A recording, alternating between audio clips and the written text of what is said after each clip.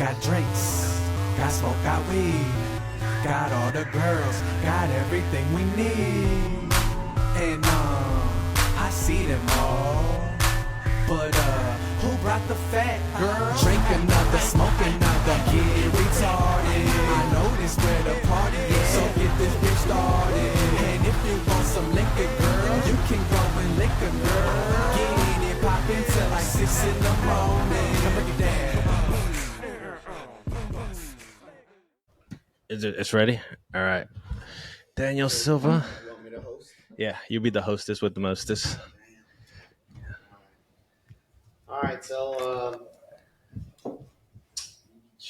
this is a podcast.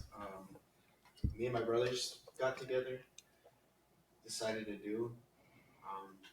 It's a bit out of the blue project, but this episode is to sort of introduce ourselves and to let the viewer and the listener know what's going to happen and what's going on and how we can kind of begin to peel layers of onions of people and kind of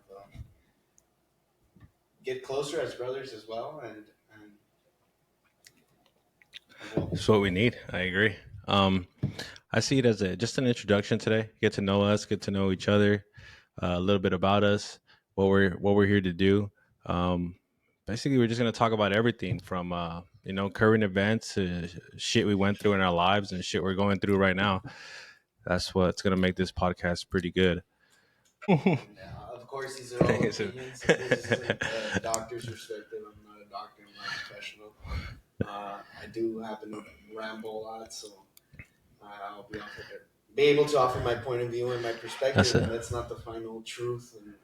But that's a good. Yeah, don't take anything personal that we say. Opinions, whatever we say, it's just off the top of our head. We're not here to offend anybody or stuff like that.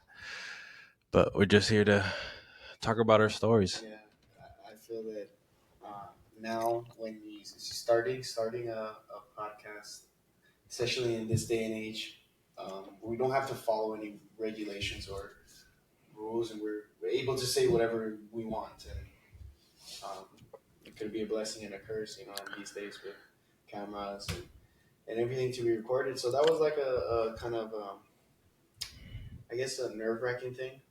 Yeah. So, you feel constantly maybe under scrutiny of things that you say, and that prevents a lot of people from talking. And I think, sometimes, if you do or say something wrong that you didn't personally know that was wrong, Yeah, you begin to know about yourself, uploading these things. So that was like it's like everything on YouTube. You see videos get uploaded and you give your perspective of what you saw, but then you hear later like, oh, that wasn't what happened. That was the reaction of something that happened, and they're like, oh, why'd you say that? It's like, I was just reacting to what I saw. I don't know what the fuck the whole video was. They shouldn't have posted it. Don't post a half-ass video to begin with and shit like that. Yeah, I think that now I started going back into college, and I see the difference. And I'm at 25, and I'm with a bunch of college freshmen, and it's a bit odd to see the changing in the generation and how I was stuck between a bridge, from the 90s to the 2000s where technology wasn't really being used, and then to the beginning of my elementary years to electronics kind of being used. It's like a luxury still. It still was a luxury, and then all of a sudden it's kind of a commodity now, and everybody has it, and the schools have it. So it's a lot less interaction, going on in the classrooms, and I have a lot of professors that sometimes I don't know if they refrain from saying things, but it's real careful because you got. It's a school. You don't want to offend anybody, and so that changes a lot of the dynamic. The piggyback, people getting offended. This podcast, it's going to be about us, about our lives, and what we've gone through, personally, professionally, spiritually, socially, and folks are gonna get offended. I mean, there's folks that they get offended about simple things, you know, and people are gonna. It's okay to get offended. I get it, you know, but try to have an open mind, you know, because we have an open mind as well, and we're open to different points of view, and I think that's really important because you can't just get offended about everything because that just, you know, life isn't fair, and you know, stuff's not gonna always work out for you, and sometimes it does, and when it does, it's great, and when it doesn't, you know, we have to figure out another way to do it. So I think, you know, this podcast is gonna be great. You know, we're gonna say some controversial stuff, but we're gonna keep it respectful. And Hopefully.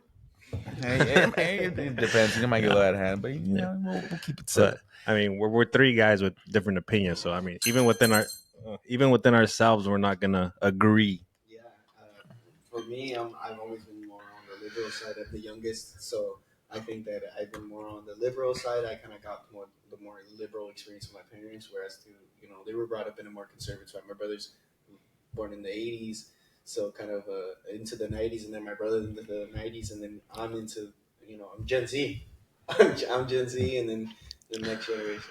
I don't even know what those rankings are, dude. I don't even know where they came up with them. It's like the time. I thought Yeah. I was Gen X. Apparently, I'm Gen Y. And Gen Y. I was wrong. What am I? Like 2000. you're Gen Y. Too. Just there's certain years. Yeah, it makes sense. Gen Z is my time. Yeah. Oh wait, and we also got my friend who's helping us with the sound and the audio. Someone that I've always known. Shout out to Enzo. Yeah, shout out to Enzo. Carlos Ochoa, man. No real names, dude. No real. Guys are gonna look him up on Facebook. Producer, great music, but yeah, he's gonna help us edit too, right, Enzo? It's a lot of work to put this together, but yeah, finish the story. I didn't mean to cut you off on the. No.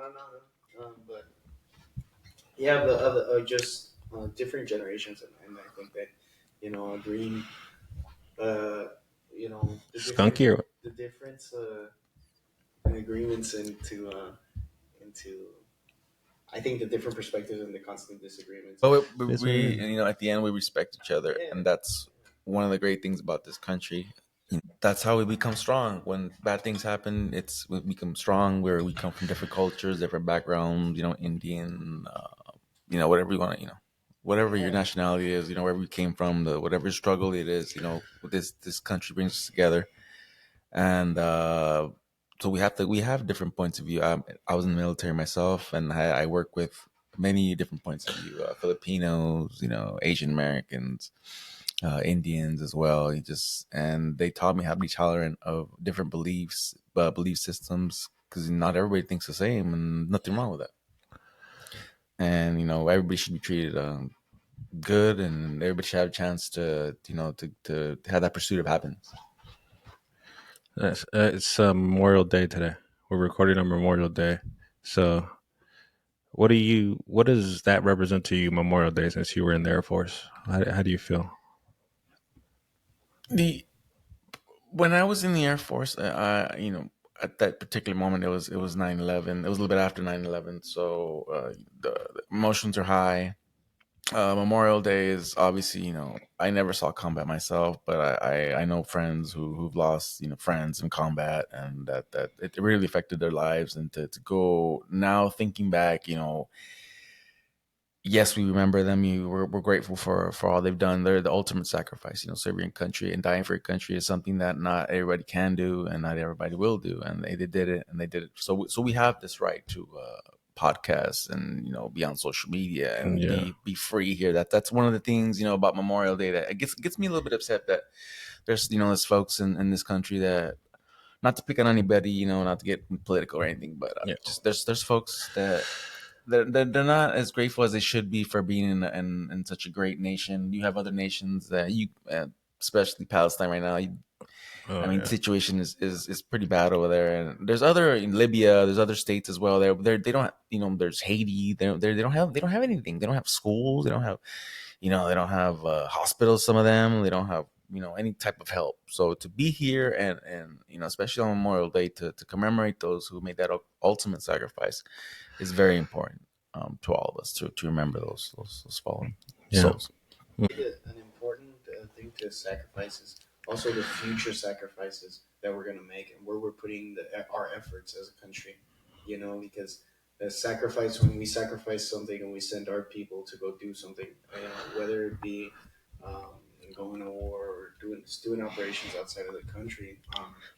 You know how much that took away from our daily lives. You know, when we were missing people at home, and you know, going through grieving processes as a world. You know, over events going on in the world, um, to really think about future sacrifices, so they're not in vain and we're fighting a rich man's war. You know, I would like to say. You know, I think that's another big part too. Also, commemorate.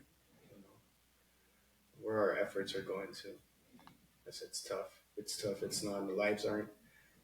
Can't just get the same person and bring him back again. They're not. It's not a video game. It's not some kind of chess game. You know, either some sick chess game. Yeah. You know. But they're playing it like it is. Yeah. I mean, they just drop bombs on all these people like it's a game. It's sad. And But in between and the crazy when you start going into that, the crazy part is all the misinformation that exists, and it puts the average citizen in like a constant state of confusion because you don't know Yeah. who the bad guys are, who the good guys are anymore. Everybody's just, I feel like a lot of confusion. You know, Yeah. a lot of smoking mirrors. You know, the way I look. So it's like pick sides, huh? yeah. Like, oh, we think these people because this and that. And then they think these people because this and that. But And then a big problem with social media is you don't know what's the truth. You don't know what's real. You don't know what's fake. Is especially in terms of anything I've seen.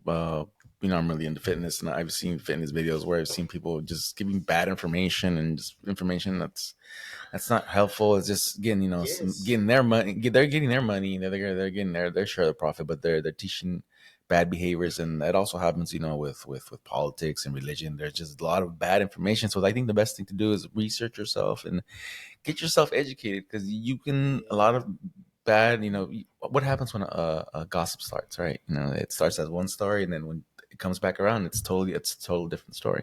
I think it's the same with you know, with social media and things like that. So it's good to educate yourself, and as much as you can, as much knowledge as you can. You know, a lot of folks they try to tend to give opinions on things they don't really know nothing about. That's why I try to stay quiet if I don't know anything about the issue at hand. You know, I just try to stand back and listen. But you know, people like to be heard and they want to be heard. So whatever the information they can give out there, sometimes it's not the best. But you know, that's why it's. I think there's a big issue in the fitness industry with that going on. You know, a lot of this. You know, a lot of people who probably aren't even, you know, with the research and all that stuff, and you want to go ahead and make statements just to sell the product that you're selling. You know, advertising something else. So I think it puts everybody like in a real confused state all the time because you know you look at a body on Instagram and you know they want to fool you. It's like, oh, you can drink this drink And like a then paranoid you'll state get like they get swole. yeah Yeah. get so or like a paranoid state like where like, oh crap, Because you don't know who to world's trust, ending. essentially. Yeah, a lot. I see it often, like the world's ending. I Yeah, think it's- the world's been ending, you know, for a lot of people. Oh Lord, okay. No, Don't not end. like that. Not like that. Like, Yeah, but it's just like it's almost going kind of- downhill. Yeah. Yeah, so in our minds, you know, so I think it all tends to be like in the way you see the world. You know, you ask someone that sees the world more in a positive way, like, is the world ending? No, I mean, I will die, yes, Yeah.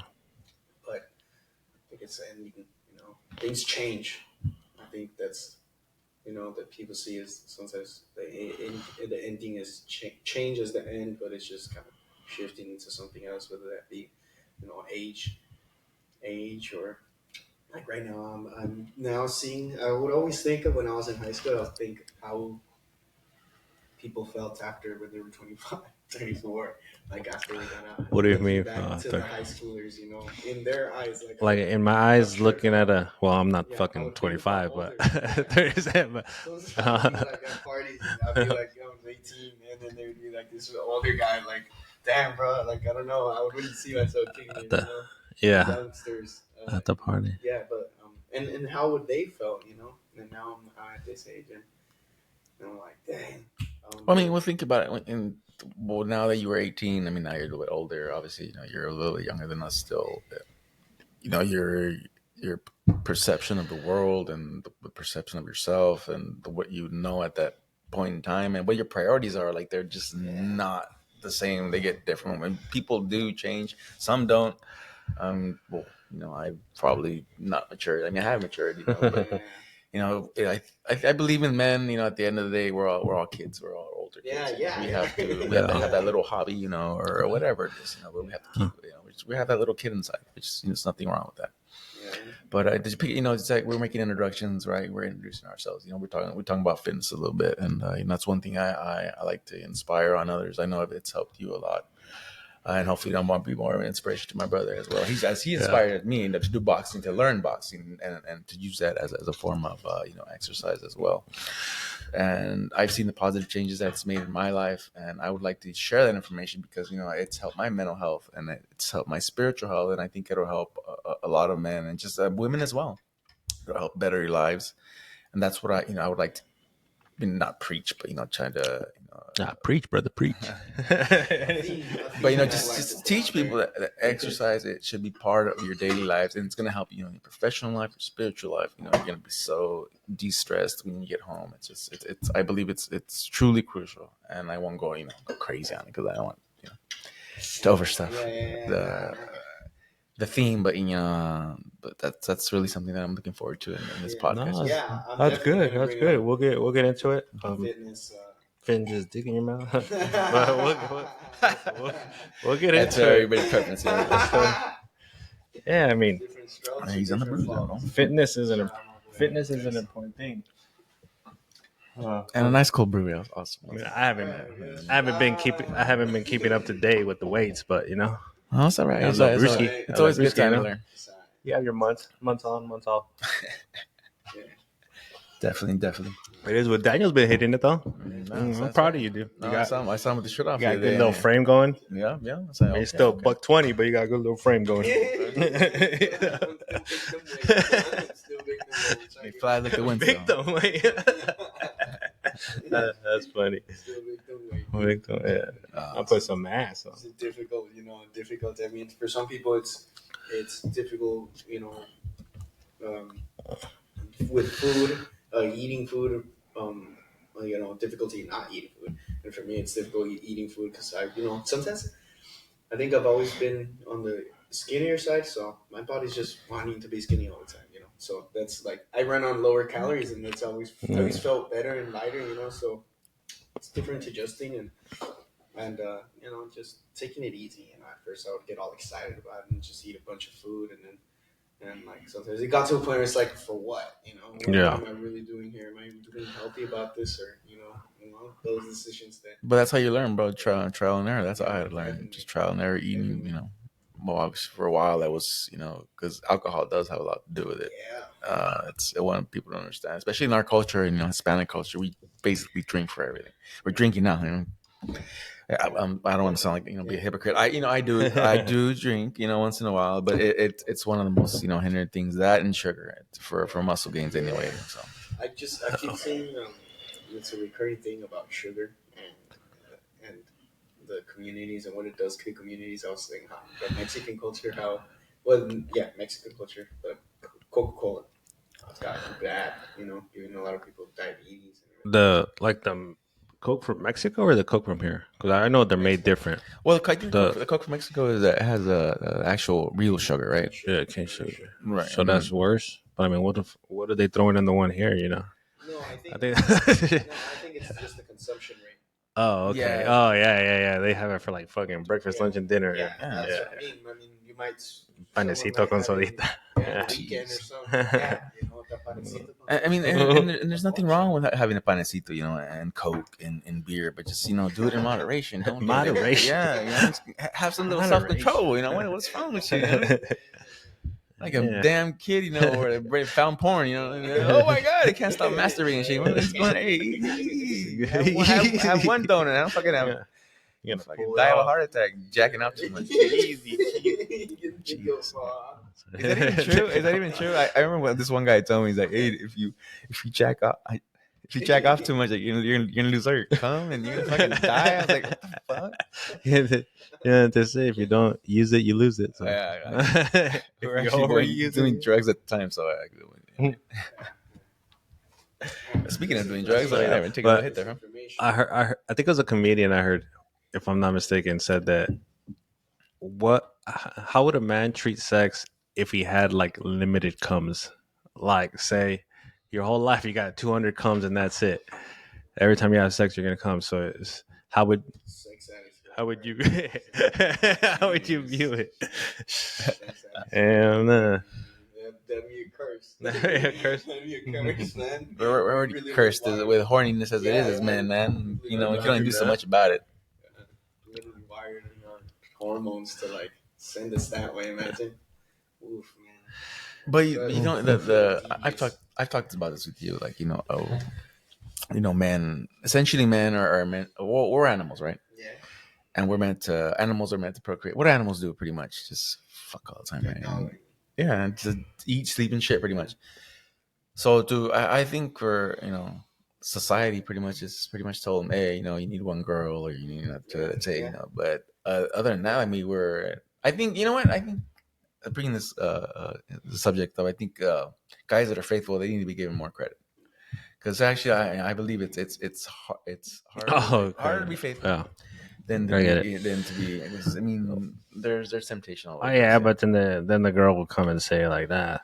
You can't give him a prize for doing what's right. Yeah. What you're supposed to be doing. No, Yeah. I mean, not a prize, but you mean you're supposed to be doing the right thing regardless. But it goes. What I'm saying, it goes against our natural, you know. Yeah. Because we're don't- animals. You know? I don't think they understand the testosterone levels Right. that you're dealing with. Mhm. And you're just like, like you being in high school and just getting a boner for no reason. Dude, Bruh. did you ever get that boner and then the bell rang? Yeah. Oh, I hate that crap, bro. Oh, you ever get the bone? You put the book in front of your fucking, you know what I mean? You got- your piece there. You're like, You gotta tuck it up. tuck it You get the boner, and then the teacher calls you up in class. You gotta say the Pledge of Allegiance, though. Your fucking boner. If you don't You gotta come raise your hand. You can't put it down in your crotch. If you don't come up here, Mr. Visor, or get in the net, fuck this class. I don't like it anyway. You get suspended for having a boner. Well, you get in trouble having a boner That's in class? embarrassing too. I don't think. I think that's natural. Nah, dog. just Excuse yourself. They a just young say, man. Yeah. just let it ride. It's all right, man. It's all right. You just gotta give it a little bit. What about farting in class? They ever fart in class and they hear you? There Yeah. was this guy in high school. He would like really just fart, and he was not. What do you mean he would really just Yeah. fart? Just fart, like he was just chilling. And they were he- just, we were in just English like- class. wait, pick up a leg? Like an or old just- guy at the huh? urinal? Just chilling, like nothing happened. And then What kind of chair was it? Like a plastic chair with like it'll flap? Like, What kind of chair does that make No, a or was difference? it like no, yeah, you know, Chair. like a plastic. It'll, Is it a leather chair? or like the fabric chair won't make noise. I don't think it'll suck in the fart. It'll take. With the crazy It'll part was absorb that the air. he sat next, like in front of him was a girl that was like pretty, and he didn't care. He didn't care. He was Oh, yeah. pretty swole too. He felt he was like, All that protein, dude. All that protein farts. You Wait, have no was swole choice. too? Yeah, No, you know what? swole. Dude, But what grade was this that he was swole? sophomore year. And he Oh, just- okay. But you have classes. Like sometimes you have the upperclassmen in your class. Oh, okay. The not the dropouts, but the No, but sometimes, I mean, you're gonna have like those swole younger kids because they were brought up like that. Yeah, Probably, yeah, you know, yeah. physically their dads I were was in football. You know? probably. Yeah.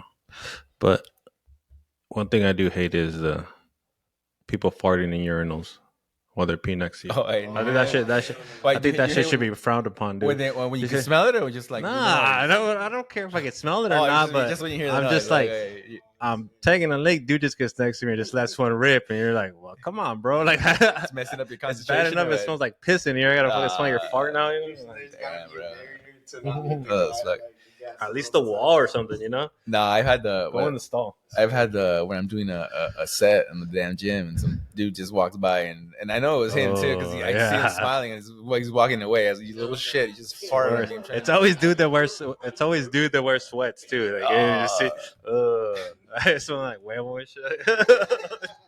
There was this dude. I went. I went. There's places where you can't fart, bro. That's a gym. That's a gym is what I'm in church.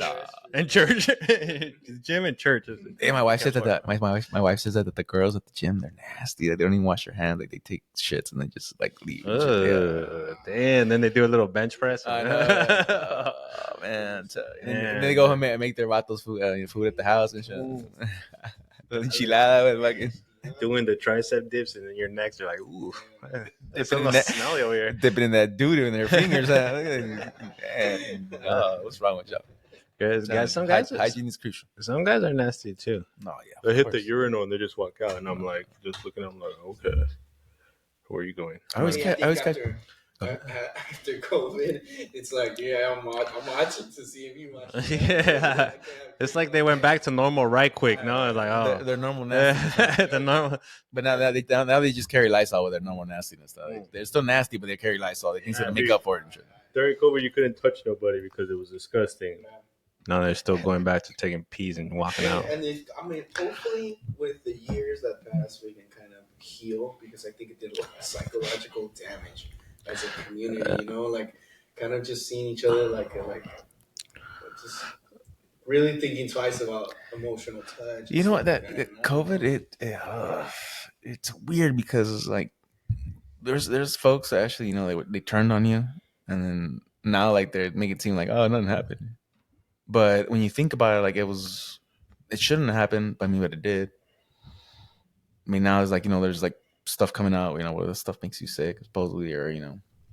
But I think like now, I think in retrospect, we're like looking at it like, oh man, that was ridiculous. But at the time, we didn't know. Oh yeah, it's panic, bro. Especially when people depend on the government to tell them what to do. Yeah. They don't know. Yeah. Like Gil Scott Heron says. Who? Gil Scott Heron. Who's that? Who? He's a jazz artist. Okay. Yeah. And he was like made like political music, you know, rebel music. Since he can, Yeah. you know, there's always something going around. You know, you can get sick. You know, there's always something to go around, and the government's always got the flu. I mean, the cure or whatever. You know, but I think like it goes back to the same thing of the world ending for some people. You know, I think people are inherently negative sometimes. Subconsciously, it's like, oh. You know, That is true. That negative mentality. I had it for many years. I just pissed all the time. Just negative mentality. Just negative about everything. I could be negative about doing something fun, but I had to change that mentality. I think people need to change that mentality too. Just, I mean, it'll help your life out daily. What do you think that was though? Where was it coming from? I think it was the fact that I didn't take responsibility for my life and what I need to do to become a man, or, you know, just to make my life. You know, I think I was finding somebody else to blame, not taking responsibility. And I finally realized that if I want to change my life, I need to do it myself. I can't depend on others because, you know, they have their own issues. They have their own lives that are, you know, that they need to take care of. So I think we all go through that. It's just different chapters and different anger levels, I guess, because, you know, there was a time too when I just kind of pointed the fingers like, oh, I'm not where I want to be because of him or her. Mm-hmm. And then it just all of a sudden switched, right? It's like, man, you're not there because you ain't doing enough. Like, you know, you ain't working as hard as you should be. But to go off on that though, it stuff that happens to you in your life, it does affect the way you grow up, the way you mature. You know, our lack of a father, you know, in our life, it definitely. Although we had our stepfather, who's great, you know, he raised us. So our lack of father, at least for me, it helped me to become a man and to know what to do to become a man. And obviously, you know, I'm a little bit older. I've had friends that, you know, they're a little bit more successful than I am, which is cool. Everybody has their own success at their own time. But I think that lack of, well, you know, our dad not being there and instructing us, it did hinder us to make our lives better and become men, the men that we need to be. And everybody's level of success is different. Like, right, you know, definitely. I don't view money as you're successful. No. I view happiness. You know, are you happy? Right, with your family, your kids, and all that good stuff. You can have all the money in the world and be fucking grumpy all the time. So it don't matter. But it's crazy because a lot of society, and I had to change my mentality on that as well, because society tells you, well, yeah, you need money, you know, you need girls to be successful, you need houses, and obviously they've asked billionaires, you know, what their biggest regret is, and it's giving time to their kids or you know, to their lives. I trip out on the new generation, because I've always felt, I guess, I was able to see a lot of trends, you know, from hindsight narrative, and I could feel the trends, and now being, I guess, I'm kind of getting out of the loop of what the young people are getting at, you know, like the same when you were, I was in high school and you guys were already grown and you guys didn't Hmm. know the mannerisms or the Right. Yeah, fashions. I really don't know it now. I like Yeah, and I'm kind of like I.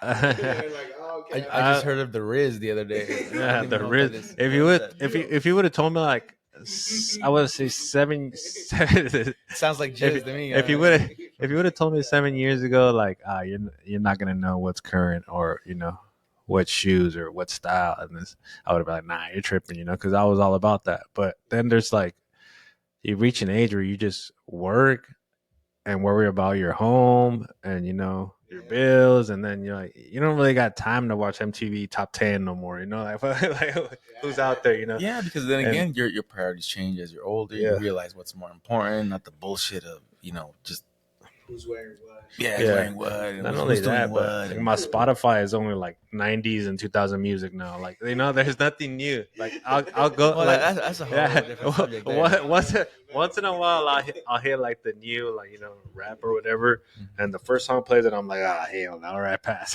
It was Let's a go back to the 90s. it was a taken beat. Huh? Yeah, They something. took the beat from another song. Yeah, they Replay. sample it. Yeah. And so does it tell you the time right there of how long we've been?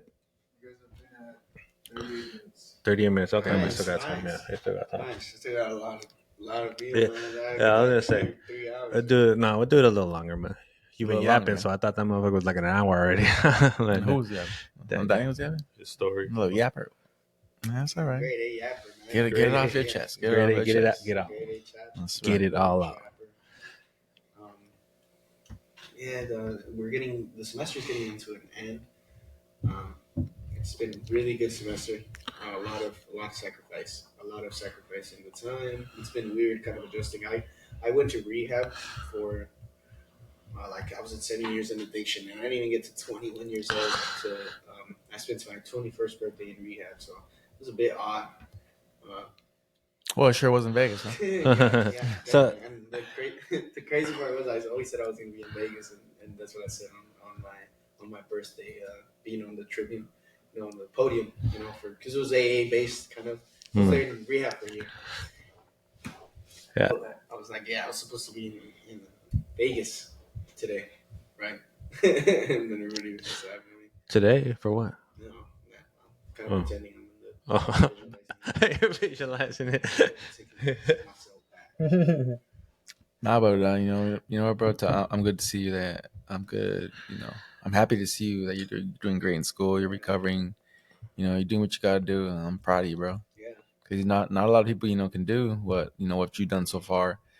That's why you say you visit those youth at the facility, and it kind of sucks for them because they don't have that support system that fortunately our family, our small family has. That's one thing it's great about us, that no matter what happens between us, we always find a way to come together. Yeah. And that's helped us, in our trials and tribulations and our struggles. It helped me with my struggles. It helped my brother with his struggles, and especially you. So I'm really grateful, for both of you. And I'm proud of you, bro. I'm proud of you both.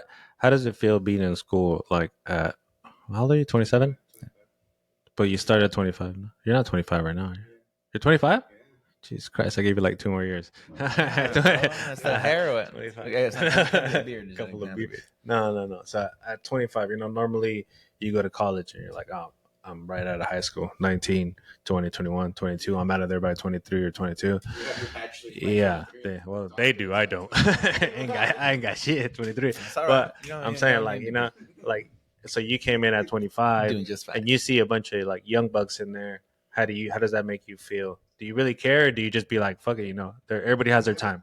I'm not gonna lie. At first, then I even still right now, I'm like, I get to school and I feel kind of like a fool, not like a fool, like dumb. Everybody has their time, yes, but Yeah. knowing that you could have just done things right the first time. Yeah. Well, that's too easy. That sounds too easy. Yeah. But then you go ahead and you think like, oh well, thank God I came to school now because I could do everything with ease because I've already gone through I feel like I've gone through the worst and I got to hell and back. pretty terrible things that I didn't think Right. things can get topped like Yeah, And like especially now because I have the tools to go through things. It's a lot different when I'm young.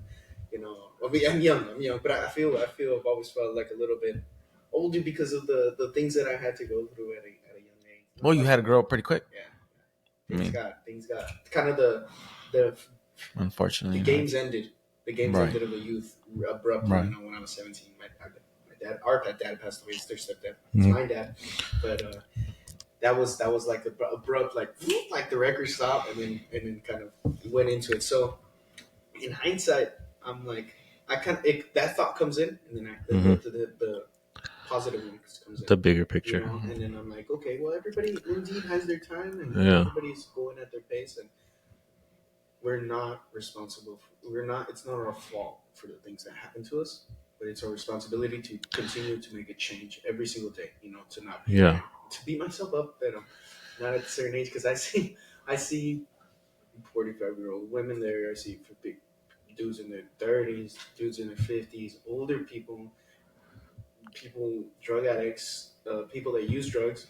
Sorry, they taught us that we shouldn't use that language. Drug addicts Like it's supposed to be people who use drugs. in rehab, No, or just in just general. Like No, there's a mental difference health between. industry. oh, well, I was like, what? Who told you Mental that? health industry. It's a Well, isn't there a difference Right. between a drug addict and somebody who uses drugs? So the whole premise of that. So is we don't like, call people alcoholics no more, neither. People who people who drink alcohol. abuse I don't know how people who Oh, use alcohol. man, it's getting Yeah. technical, huh? They're reaching. Just because of the Nice, so derogatory sensitive. terms. Right. Yeah, but it is what it is. Because you could get out of that. The whole thing is that you don't. I always have to be an alcoholic, but that's the battle between Yeah. the AAs and the. Well, that's why there is. I was. I am. I will be. It's strange because I'm only rehabbing next, so you've got a mash of cultures in the Mexican. Right. The machismo. That Yeah. exists in, And all you do is also drink. brought into AA. Yeah, no, but like in the AA, Right. AA, in the rehab kind of side of it, because you have rehabs for the recovery in the United States and the recovery the recovery culture, on how you're supposed to recover in Mexico, and then and then also like there's like not rivalries, but Well, that's more forceful, right, than here. It's here. It's Yes. more voluntary. But the voluntary don't want to Yeah, go. you don't have a anyway. But then choice. again, Okay. but then again, you typically, I think this is the way I saw it. This is what I thought, that kind of has to be forceful in Mexico because Mexicans tend to view substance abuse in a very different way.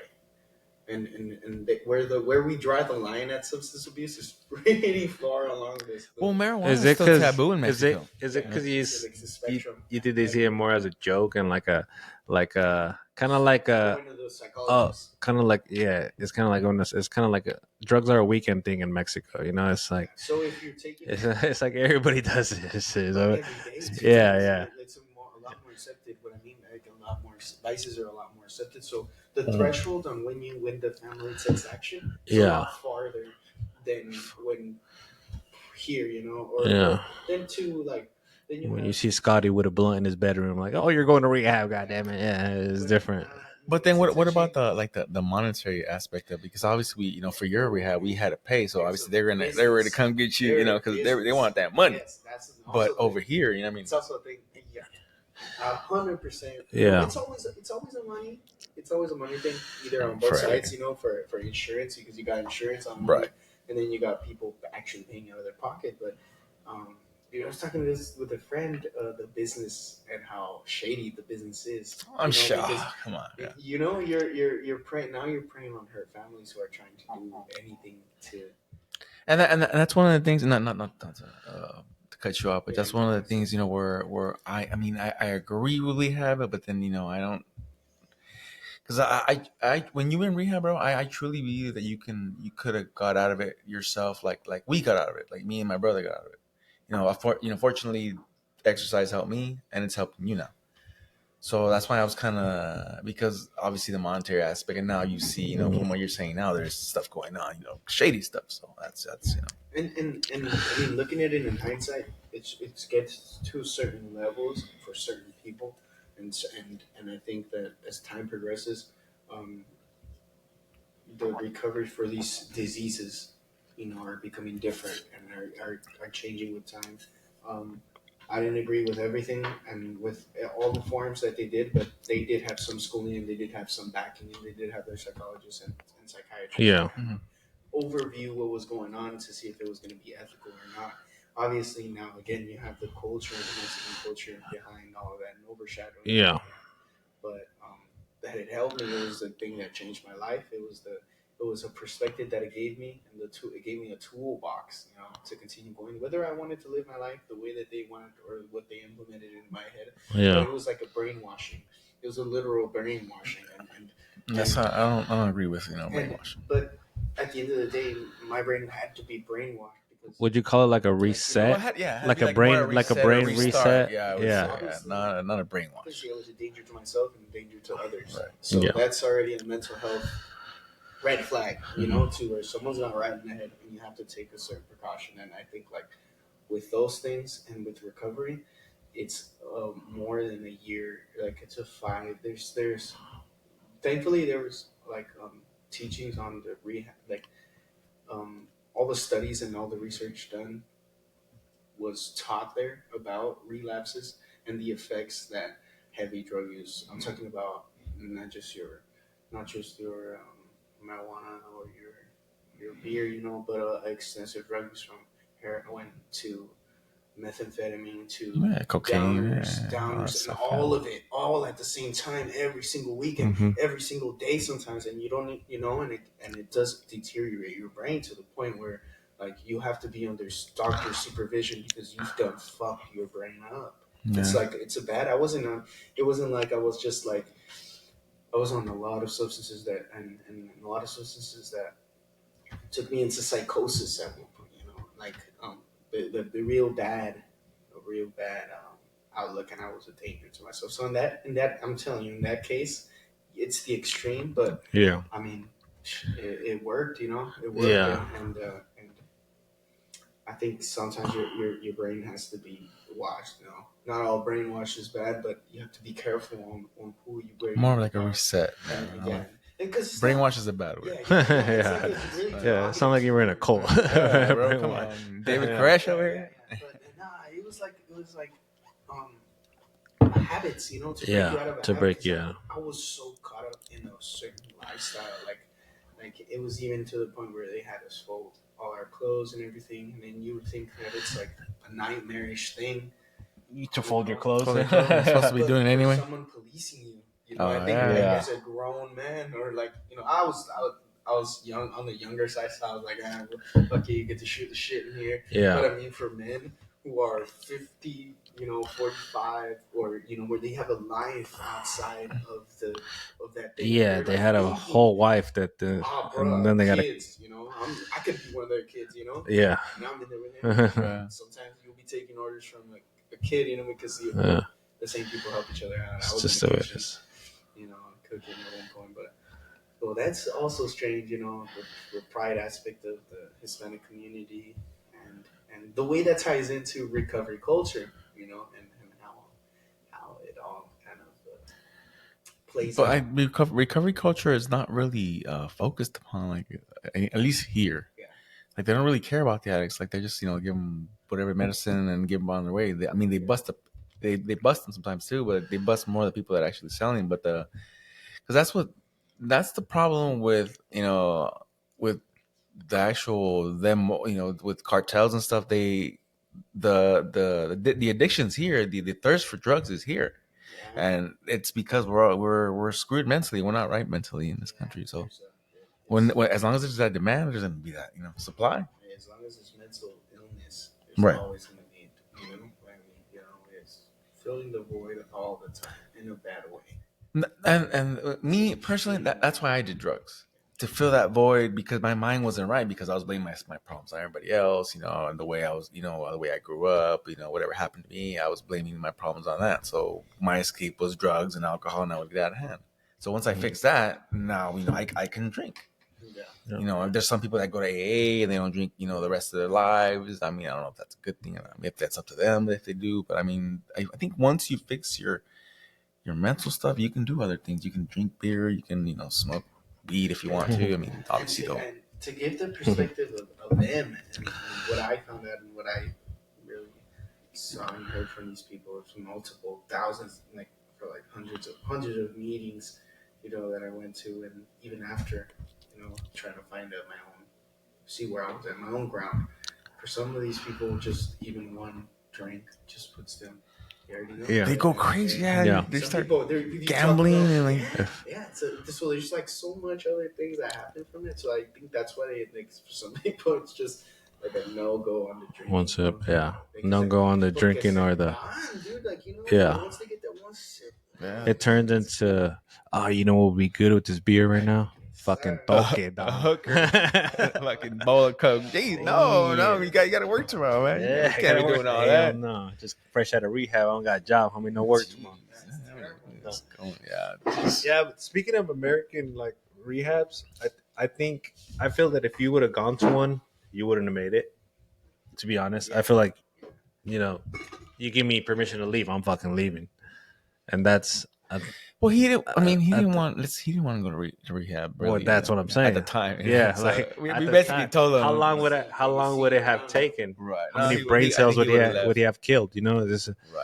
thankfully I got some brain. time was of the essence on this one. It was, yeah. And I caught the first kind of fentanyl that was coming into the United States. We were right here on the border. It was the trial sample or what? Do you remember when you OD'd in the room? You remember you OD'd in the room? We brought your ass back to life. Let's talk about that story. I think people want to hear. Just bring up a story and I not. don't want to grab You the want to bottle opener because it's nuts. You want to bring up a story like that and just leave it out there. Oh, So that let's- sounds like a great. I mean, Let- if he's up to. If you feel right about talking about it, because I think that was the. I want to say the stepping stone to like, hey, like this shit's serious. Like, we got to do something. He's pushing it. I'll go into the debate. I don't want to pull all the layer. Basically, what even brought me there. I mean, there's like a lot of. I'll continue going back and forth with it because it's just a really important piece of Yeah. the entire puzzle of what made me and why I am doing the things that I'm doing now and where I'm trying to go in my life. But what took me there was just an extreme way of coping, to the point where I didn't want to die. I didn't want to die. You didn't want So that. you didn't want to.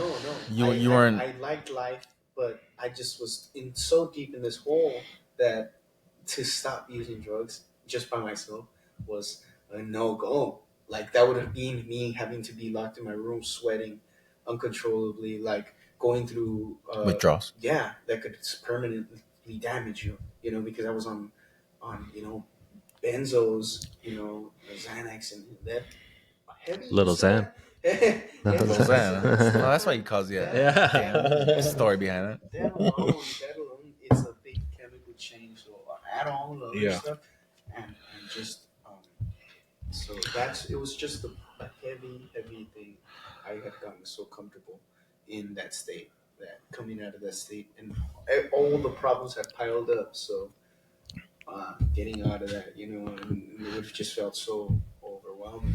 So to the point that if I didn't really see myself living past a certain point, because I was hopeless. You're hopeless, so you're doing things because you're hopeless. I think that's the best way to put it. Yeah. So I didn't think about the future, not once, because I was just so caught up in the past, so and as the rehab progressed, I started coming out of the haze. And see, that's the important part of staying there long enough that they mentioned.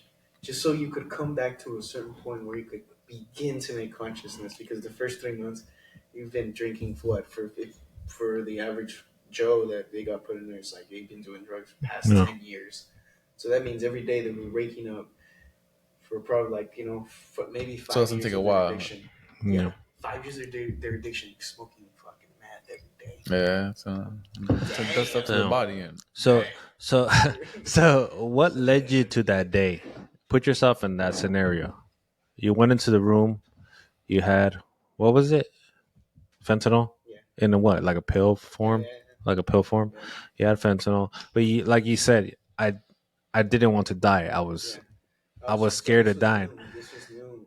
So did you really know the repercussions of fentanyl or not yet? You were just kind of like, this is something new. It's going to be You exciting. said, "Fuck it, don't take it." Less. I had tried it, and it's like the same when you ask a thing why he injected. You just party like a regular person. Yeah. Jesus No, Christ. I was beyond partying. This Nah, was I know. like, Oh yeah, you're partying by yourself in your room. That's beyond party. it's no party. But yeah, it's no party. It's the euphoria, is it? All right. No, it's So just okay. so what is it? Go. Okay, there was no education on fentanyl. Fentanyl was still becoming a thing. It was called China White. China White was where it came from. It was just powder. People thought it was just Wait. strong. Stop, like whispering. Speak louder. Oh, okay. Okay. There was I stopped speaking so loud because of the taboo subject. Just yeah, you're getting. Taboo Yeah, subject. that's all right. But they started coming in powder form, and that's what they knew it. That's what they knew it as, China White. And people just thought it was stronger heroin when it wasn't heroin. It was fentanyl. You know. Yeah. So it was kind of a score to kind of get it because you after you Score. Good Good lord. something doesn't hit, and the other thing doesn't hit, and the other thing doesn't hit. You know, Yeah. So you're kind of building it. This is years of. This is a 7-year career. Years of abuse. Yeah. That's crazy though, because when I was partying and doing drugs, there was no. There wasn't fentanyl on the cocaine. There's fentanyl on the cocaine now. Well, when you were partying, we're just trying to get good weed. That was you were just trying to get the chronic, and Well, there was other stuff. yeah, it was. But I mean, what the stuff they got today, though? I mean, there's no, you can't even. Because If- you're not getting before. In the 90s, you tell people about ecstasy pills, and like they were all most of them were pretty good. it's like the drug users are turning into scientists and creating their own fucking things. That's the way I look at it. Because back then, Then you got research chemicals. well, let's not even go It's there. a whole different like. We lost ourselves in the story. Go back to the fentanyl in the room. So, Yeah. what was your mind at? You're sitting there. You got a pill. Yeah. So he was like, be careful, it's fentanyl. It's stronger. And I was like, cool.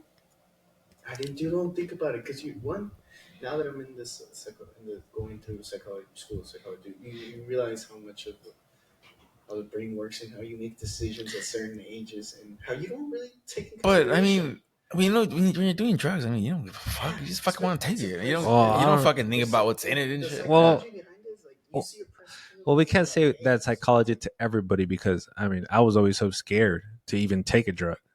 As far as I got was marijuana, and anything else beyond that, I wasn't scared of what the drug was going to do to me that day. I was more scared of what it was going to do to me in the long run. Am I going to like this first time so much that I'm going to get addicted to it? And I think that was the fear that I had. Like, I don't want to get addicted to anything. So I'd just rather stay away from it. So, I think you have different psychology, a way of looking at it. Or maybe you had a better state of mind where you actually thought about the consequences and and the weed like maybe it was the fear. Maybe it was the fear in my head because I fear a lot of things. I fear success. I fear, drugs. I fear there's a lot of stuff that I'm fighting in my life that's because of fear. Personality traits also play a good role and a good chunk of your role and how you are as a person and how open you are to things. If you're willing to try things, especially now for you, like some people, like if they get some pain, some people are more open to try to cope with it in a different way. Yeah, I bet those more of a straight edge type of dude. More close, more Nothing wrong with that. conservative, and that's a personality trait. You're Yeah. more conservative about things, and that's the way your brain works and navigates the world. But Yeah. For some people, adrenaline junkies, it can get misinterpreted, and you run into the wrong hobby. Yeah. At a certain time, you have someone going through something that's trying to cope with something, and you're not handed certain coping mechanisms, and then you run into just it's all sometimes it's not a matter of chance, but your environment. You run into someone that has a coping mechanism that they introduce you to because they're going through something. So they're like, hey man, sometimes it'll be fucking dirt biking. You know, your friend has a dirt bike and he's coping with his like, or he's just kind of trying to do something to pass the time, or like people get angry, or you go ride your bike or something like that. And you run into a group like that, and you run into a group of people who, when they get sad, they use a certain thing and Crack. you know, Some people eat, some people will read, Yeah. some people gamble. Some people lick ass. Yeah, did that too. Nothing wrong with that. Shout out to that. To each their own. Shout out to Clean Ass, by the way. All right. So you that saw what happened, what's your take? How'd you find out what happened? Like, give us a little play by play. Well, I'll give you my version. It's something simple. My Yeah. version of the story. Okay, so that night we had gone to dinner. Danny, at that point, he's pretty far gone. He was doing destructive stuff, crazy At dinner. stuff. We went to dinner and then we came back, and so we lived in the apartment in the back. And my mom calls me on the cell phone. She's like, "Hey, I hear noises coming from your brother's room." I was like, maybe he has a girl in there. Maybe he's having sex. I don't know. Yeah. So I'm gonna go over there and My man. me and my wife, we go in the we go to the door, his bedroom door, and we listen, and all we hear is like like somebody trying to catch their breath. So at that point, my wife says, "Hey, somebody's choking there. You need to break the fucking door down." So I kick the door down, and then I see my brother. He's passed out, looking back. His eyes are rolled back of his head, and he's OD'd essentially. So we drop him on the ground. We do CPR. I'm blowing in his mouth while my wife is pumping in his chest, and we finally bring him back. And the first thing he wants to do when he wakes up, he wants to get high again. So I was like, "You little shit." That's the craziness about it, right? That's how much that has a hold. That's the craziness. Go back to, is it really valid? Is it really valid to lock someone up, or not lock them up, but for a year? I think when you're in that, and what was in that state of mind, it's laughing because I laugh because it kind of puts into perspective on what you're dealing on how crazy that demon was. But it made me realize also that that I can handle emergency situations, and then what really affected me was my mom, because she saw you in that state, and I had to kick her out of the room, and she couldn't even call 911. Imagine if she was here by herself, and nobody else was. Yeah. So seconds count on those times. And I mean that night, I was like, no, he's not gonna die. I mean, what am I talking about? I was just blowing his mouth. He's gonna wake up. The whole time I was positive, and sure enough, he woke up. Yeah. But now thinking about it, like, it could have gone totally different. Now thinking, but thank God, it went great. He was in fucking Pluto, and then he woke up. And he was gone. He got another one of those bad boys. Those hit hard. When I came back, I was like, and do you remember coming back? It's because the whole issue. You snorted the pill? No. Good Lord. Jesus. And you're like, let me step it up a notch. No. Because you snort all the other pills. At this point. Jesus. But when you snort it hits you faster, right? Is that even pills?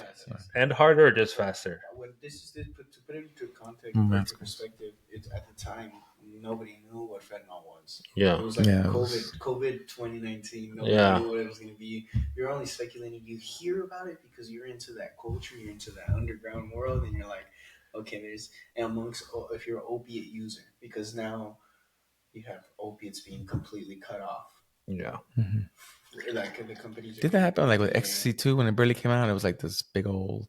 Well, ecstasy was chill though, no? No, but when it came out, it was like this big old. It was the thing to do. Yeah.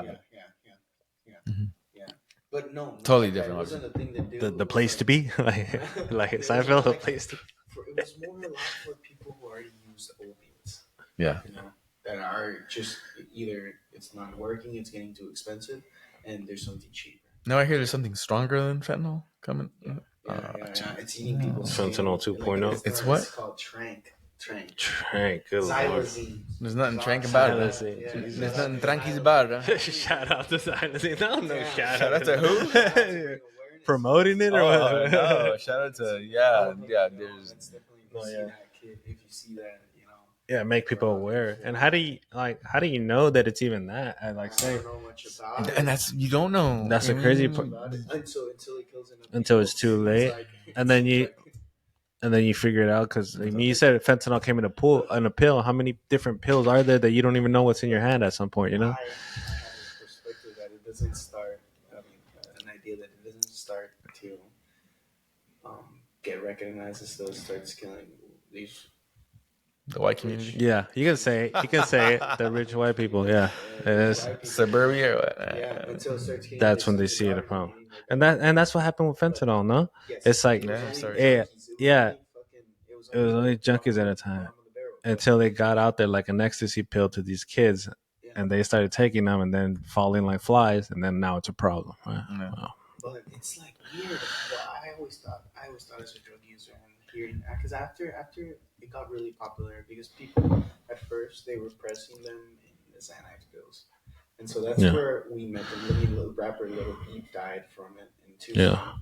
You know, that was at the time where they were starting the fake Xanax pills because again, What was Xanax? Is that a sleeping pill? What is that? it's an That's anti-anxiety pill. Oh, that's okay, it. okay, okay. It's an Chills you. anti-anxiety pill. So they were pressing it like to be a Xanax, but Because it wasn't a the Xanax. supply got caught. The supply got cut because the DA started breaking down on the Yeah, pharmaceutical companies because of what was going on.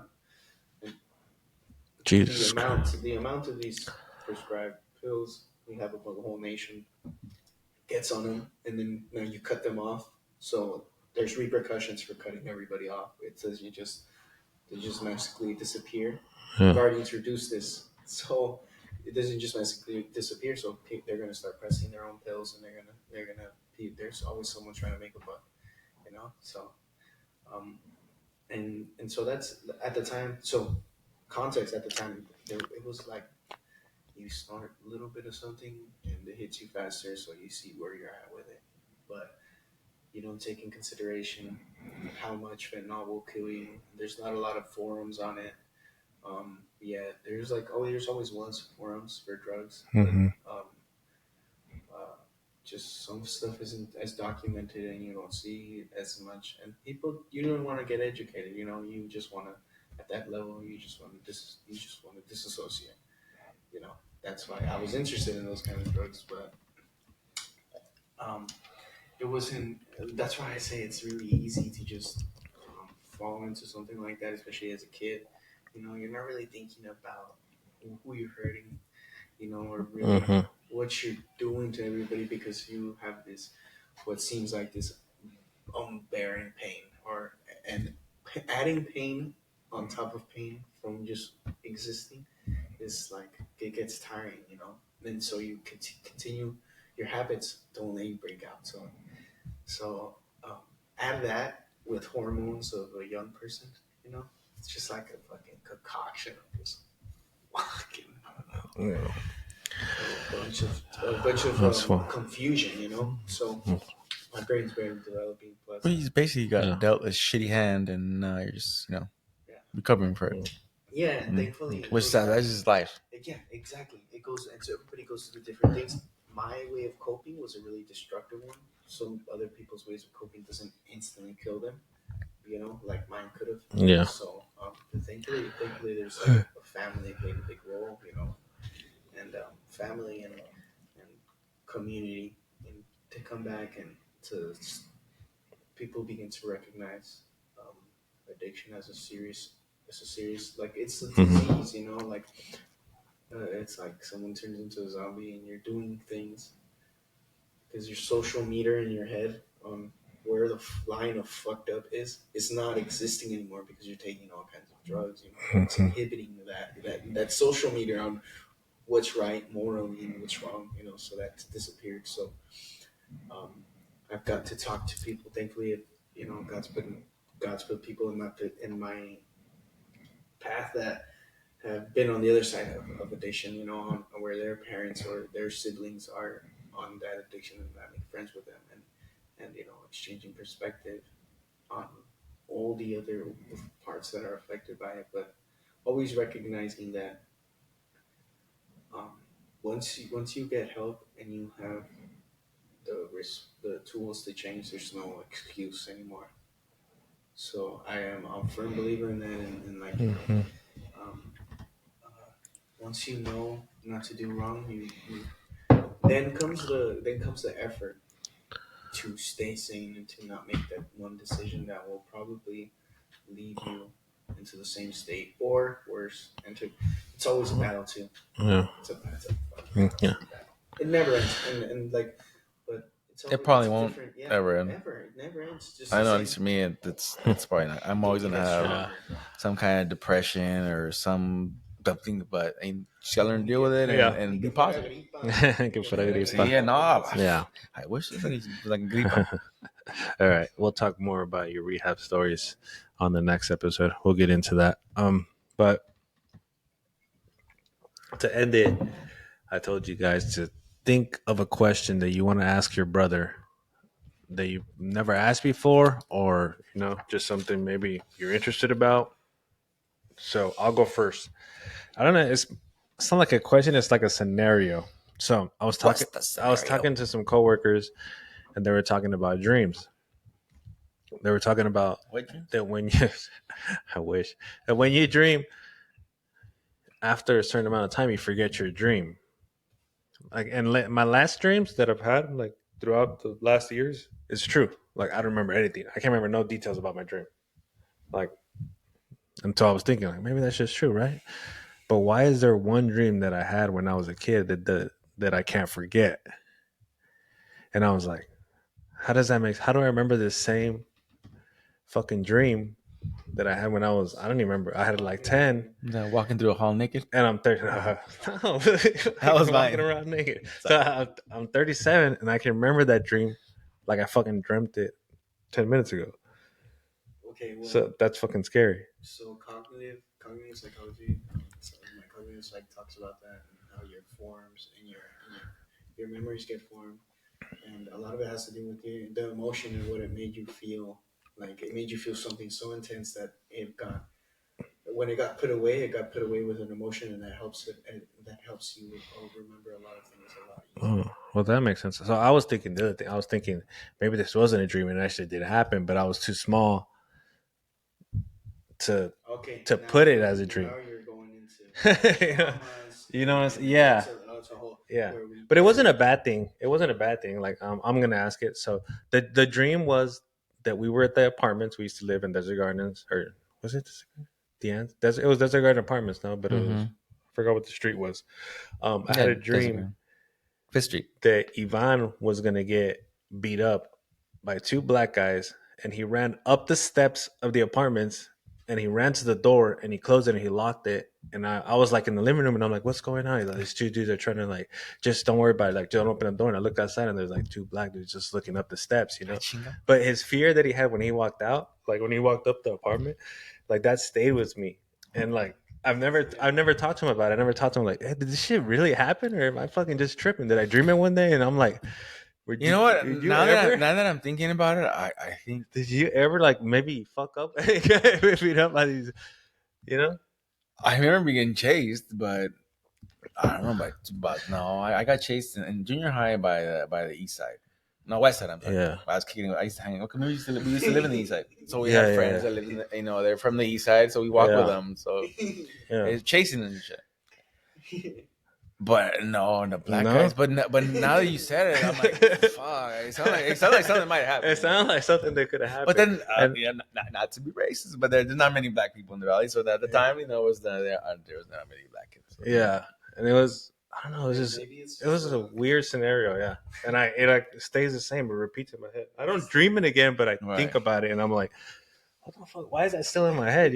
So he didn't even give me a good answer. He's like, fuck, it could have happened. I mean, I don't recollect the actual event happening, but it's something I see that could happen. And you're beating me by what? I'm 37. You're 41.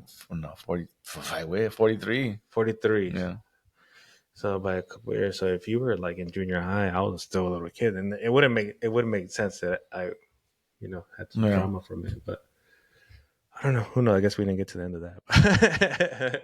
Well, maybe. Well, look, there's also Maybe there's also something happened to me where he was concerned for my safety. Maybe that the two black guys were that danger that he saw that was happening in my life Yeah. at that It's moment, a maybe. common psychology amongst Hispanic community to kind of be careful, like to Mhm. around, but we're, you know, we're Yeah. raised like up without community, Yeah.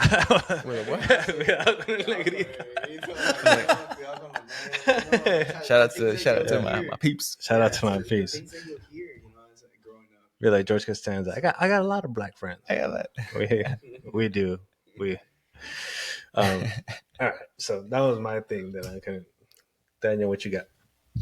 Want to go there? Okay. Mine was essentially it's kind of a touchy subject. Oh, not really touchy, but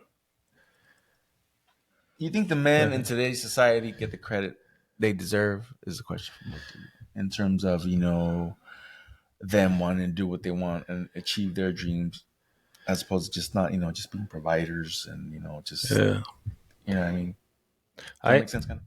Yeah, I understood the question. I think it's getting worse. I don't think they do get the respect like they used to. Before they were, you know, a woman would be a housewife and that would be their role because they wanted it to be, not just because the husband told them, "Hey, you know what? You need to do You're going to stay home and that's it." Right. Like, no, they were like, "Oh, you're going to stay home. I work." Like, "Oh, you know, hell yeah, I'll watch the kids. I'll cook. You know, I take care of my man." That's what it was. But now women can work and all respectful, you know, in the earth that we live in the world that we live in, it's like if a guy makes 100K a year, he still can't survive, you know, he still can't hold down a family. So if the wife works, she adds to the income, you know, but there's a difference from, you know, joining forces to being like, oh, I'm the breadwinner now, you know, like men ain't shit. But I noticed in my relationship that my girl, like, I don't want to say she praises me, but when I do stuff as a man, she supports it and she thanks me for it. Oh Lord. It's not even cushy. Dang. So she supports me. But also our men nowadays, like back in the days, right? So like, what am I saying? Do guys now change tires? Do they change oils? They should. Do they fix stuff in the home? They you know, should. and I like my girl talks to her about her exes, and she's like, "I've never seen a man do that before." And I'm like, "What do you mean? Like, you know, I was raised that way. You know, Right. Mexican was raised to change his own tire, to try to fix stuff around the home. Whatever you can do to save a buck and fix, let's do it. You know." So I think it goes both ways in a sense that men aren't the men they used to be, but women don't give the respect that they need to do to a man. But luckily, I found a girl that does. So thank you, God. Yeah. I think that the masculinity and all of that, what defines masculinity, is changing, and it's going through a period of change. And I think we're treading the line on what is masculine and what isn't. And I think to tread those lines, we have to take it to the extreme, and we have to take it to the other extreme, so we can figure out where is this balance and what defines a man and what defines a woman, and all of that. But I think that's changing because I was telling you earlier that sometimes people thought that defining masculinity was telling what a woman to do at all times. You know, No, it's not. It's also a balance of ideas, you know, that are coming to form one, you know, and one can be the other one without the other. So it's changing, and we're trying to figure out, because we have a lot of times toxic masculine figures telling us and make it fooling us into thinking that some things were masculine and then some things weren't masculine, when they were just harming us and harming our further masculinity and our further development into trustworthy males, forming a connection with other males forming bonds that aren't going to break by following morals and rules given to us by our previous male figures. You know, it's not saying that because you go out and you maybe take care of the kids while your wife does something else, that doesn't make you less of a man. You know, but I think we're redefining. I think it makes you more of a man. Yeah, and that's what I'm saying. The opinions are changing. So, like, now we're found into what makes a man. and that is redefining itself as we are going, as we enter this new age where we have a lot of time on our hands, and it's good. It's good that we have a lot of time on our hands. A lot more time on our hands than we did before, and we're not um, focused on surviving. And it's good. It's good to break out of focusing on surviving because now we can figure out the artistic end of things, and the progress in society is where we see it. When we start to free our times. We have a lot more time because we're not focusing on going to work all the time or going out and hunting. Speak for yourself. I'm not trying to work on that. Working a little too much, but Yeah, I think, and we're and also redefining is we are males have a choice now. Males with females, or who you identify as male, female, whatever. oh Lord, where are you going? The are where I'm talking about monogamous relationship, between two people, but where masculinity is going, how we're going to define it all together as a world, or as a society, Yeah. we're establishing our own definition of what it is to be male, without the toxic traits that can, because another one, like, I'm not talking about your feelings, stuff like that, find someone designated to share what you have on your heart because it needs to be expressed. We're not some kind of lockbox that locks away things, but find someone that you can trust. That's a tough one because we are, but not everyone is, not all guys are, but I feel like we are. Well, we were molded to be a lockbox, and it's a struggle for me to open up and talk about feelings. But and it's not because it's a struggle; it's because I don't want to. I'm a dick. I don't care.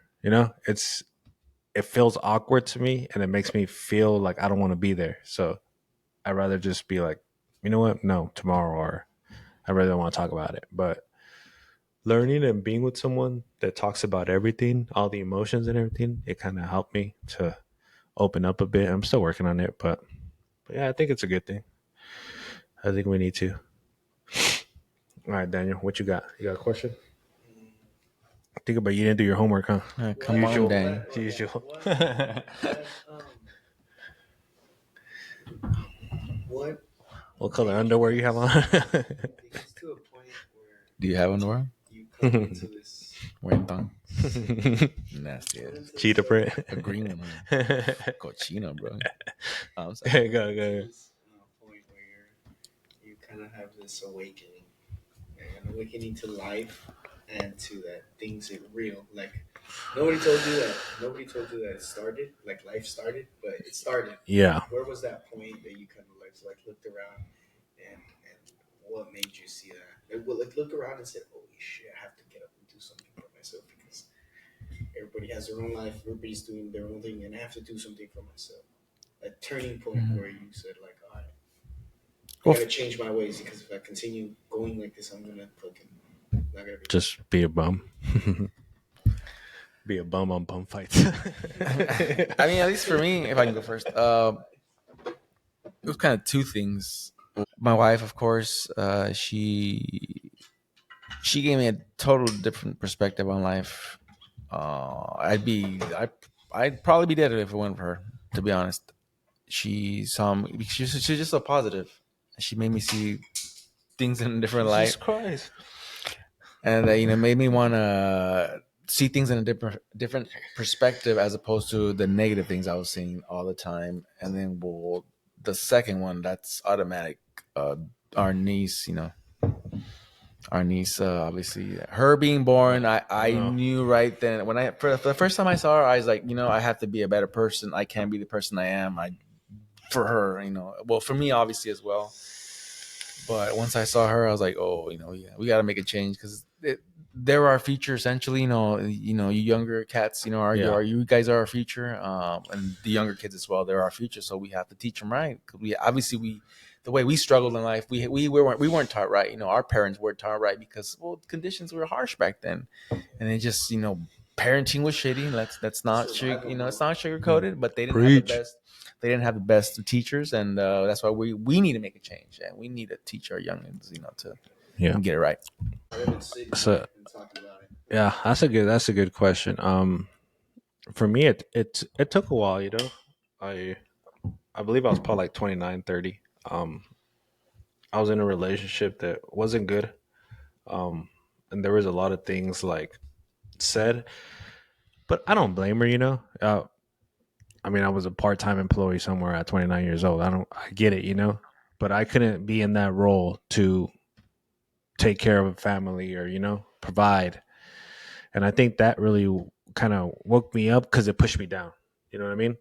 It pushed me down to a place that I said, I don't want to be here. I don't want to feel like this. I don't want to be that guy. I don't want to be a part-time employee my whole life and just be a bum.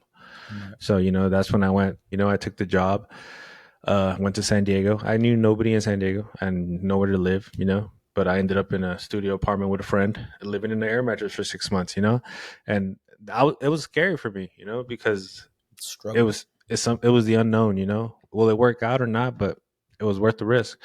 And I think at that point I realized, like I got to get it. It's not going to be given to me. All these things that didn't work out, I'm going to use as excuses. I didn't get there because of him or her or because of DUI or whatever. It was time to stop that. And it was time to grow up and, actually work for it. And that job opportunity actually opened up my eyes and was, I love what I do. So it opened up my eyes to work harder and keep pushing, and you see the reward. When you work hard, you see the reward and you see the changes.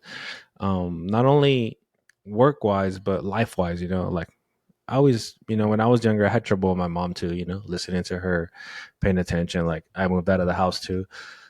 So as you get older, you start seeing the reasons why she did what she did, the reasons why, she is the way she is.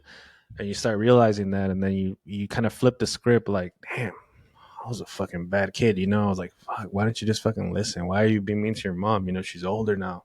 One day she's not going to be there. And you can't be that person no more. So, slowly but surely, I'm still working on it. There's things, that I kind of, fear, progress, success. But, I got a partner that really pushes me to be better. And that also helps a lot, dude. Like beyond words, like having somebody that supports you, like when you're putting negative thoughts in your head, like I can't do this, like I can't do this new opportunity. There's something, I don't know. It sounds too good to be true. But she's sitting there like, bro, you can do that and more. Like you can kill it. Like stop. You can do it. And that shit helps. So I was like 30 years old. It took some people see it at 21, some people see it at 25. But the point is that you see it. Yeah. And having a supportive partner, a great partner is one of the. It's gonna make your life 100 times easier. It just is because you guys are on the same page. Whatever you do, you support her, whatever, or him, or whatever and vice versa. And it makes your life easier as opposed to if you coming home from work and you have a toxic relationship or whatever it is, you just constantly getting nagged at. I mean, how is that even? Constructive. But if you have that partner, don't lose them. Don't let them go because it really helps out. Yeah, don't lose them for your selfish reasons or your old ways. Yeah, or thinking with the wrong head. Yeah, no, right. That one will cost you some points, but but yeah, we'll close out with that. We're good. Any last words or anything you want to say about the what we're going to be doing or? Things will progress. Hopefully there's more. We bought some equipment, so it's a good chunk of money. Yeah. Tougher get costs out. We'll better up the studio. Yeah, it's gonna get better. We're gonna tweak the noises that you guys heard in the background. Maybe we're gonna work on that. Like I said, I'm originally we're learning. This is just in the living room. It's gonna get better, but I'm actually gonna be in Las Vegas because that's where I live. But we'll be doing the voice calls. So I'll be in my little studio back there and then they'll be right here. So get some decorations going. Yeah, get something on the walls and stuff. So but I'm excited. I'm excited to get this going and see what it brings to us. It's gonna be good, We have Enzo on board too. Shout out to Enzo. Yeah, shout out to Enzo. And the reason I we wanted to start this. Well, I wanted to start this was to have conversations with my brothers that we don't normally have. Yes. Once in a while we text or we talk, but we never really get deep as we should. We never really ask questions about how we grew up or why we did this or why we did that. And I feel like this is gonna give us a place to do that. At least to start, and then Yeah. and then as we talk in private, we can talk, expand with more with each other. Yeah, since and we maybe really- maybe it'll Better grow to be a relationship. day in thing, and Mhm. it won't be so So quiet when we're Yeah, hanging out. so quiet when we hang out. Life sometimes it's like so much rowdiness out there. Sometimes you just want to sit. All right, just And sit and talk. chat. It's good to sit and chat. We Sit need and more chat. chatting. Everybody needs chatting. No Talk chill about out. stuff. Yeah, sometimes it's like Get off of social media. Yeah, that, and then you get in my own head about what's going Yeah. on, and all that work stuff, and all work and school. I now recently I got a job at the bank. I got IBC Foundation, so it's like more of a Something for the kids. When do you start that? Something for the kids. Soon? Soon, yeah. It's like they have a bunch of work right now. It's just going to the end of the semester, so yeah. But That's good. Well, let us That's know right. as the Yeah. info comes. Yeah, pay your Progress and bills. such. Pay your bills, kids. That's right. Go to Right. work. they go to collection. and if it does, don't pay it. It's already gone. That's right. Remember to respect your folks. All right. Peace. Got drinks, got smoke, got weed, got all the girls, got everything we need. And I see them all. But who brought the fat? Girl, drink another, smoke another, get retarded. I know this where the party is, so get this bitch started. And if you want some liquor, girl, you can go and lick a girl. Get in it, pop into like 6 in the morning.